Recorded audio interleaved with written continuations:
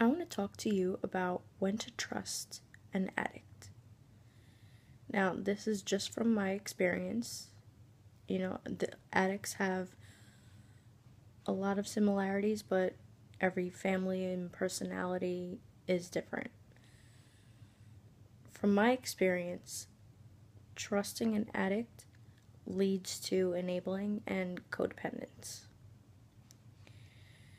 And that's not something that you want, because loving the person is enough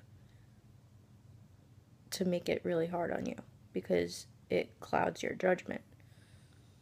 So adding codependence and enabling into the mix isn't good.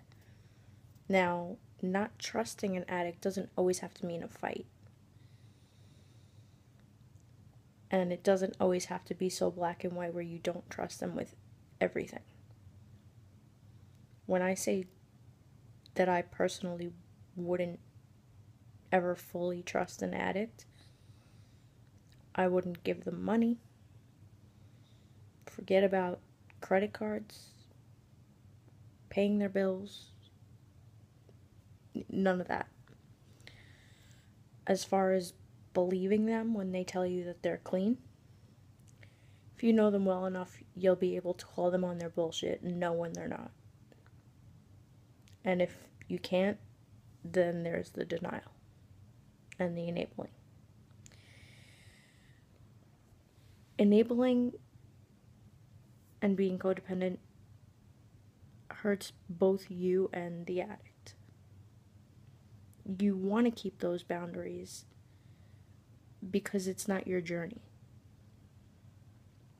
You can't fix them, you can't control them, you can't do it for them. You have your own sickness because of their addiction. You have to take care of you in order to be able to be there for them in healthy ways, in loving ways. People confuse enabling and codependency for love every single day. It's so dangerous, and it's such a fine line. And an addict knows that. Many of them, when they're in their addiction, most of them, when they're in their addiction, they'll play on it.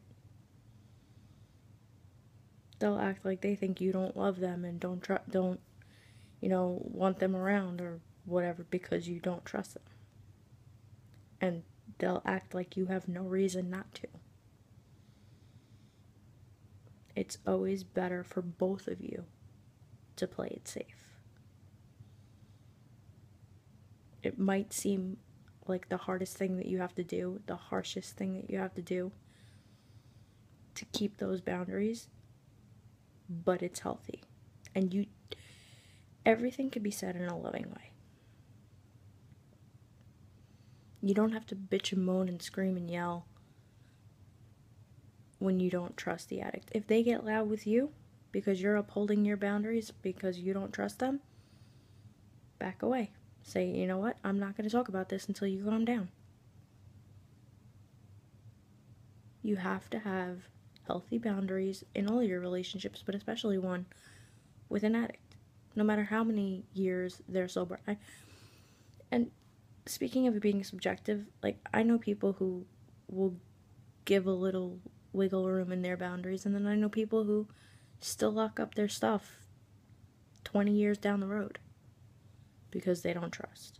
It depends a lot on what happened to you through this person's addiction, and it depends on how invested you are in their sobriety and in your own mental, physical, emotional, spiritual health.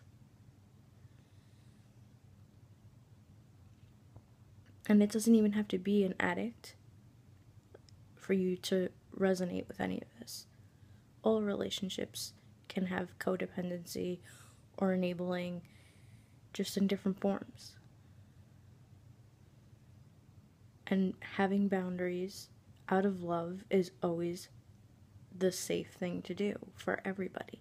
And it's okay. If you need permission